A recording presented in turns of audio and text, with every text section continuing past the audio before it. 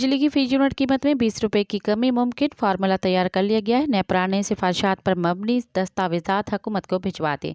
Report के मुताबिक नेपरा की सिफारिशात पर मबनी दस्तावेजात हुकूमत को भिजवा दी गई हैं, जिनमें कहा गया है कि बैलेंस ऑफ टैरिफ से कीमतों को कम किया जा सकता है। फी यूनिट कैपेसिटी अदायगी सरचार्जेस पर नज़रसानी से नरखों में कमी हो सकती है। नेपरा के दस्तावेजात के मुताबिक बिजली की कीमतों में ऑपरेशनल खामियों को बेहतर करके कमी की जा सकती है। बिजली की फी यूनिट कीमत 45 रुपये 6 पैसे है। इसमें 17 रुपये 1 पैसे फी यूनिट कैपेसिटी चार्जेस हैं। इसके अलावा बिजली के टैरिफ में 15 रुपये 28 पैसे फी यूनिट टैक्स और सरचार्ज लगाए गए हैं। सार्फिन से बिजली की तकसीम कार कंपनियां 3 रुपये 10 पैसे डिस्ट्रीब्यूशन मार्जिन वसूल करती हैं। सब्सक्राइब कयो अवामी न्यूज़ HD के ताज़ा तरीन ख़बरुन ला ॾिसंदा रहो अवामी न्यूज़ HD।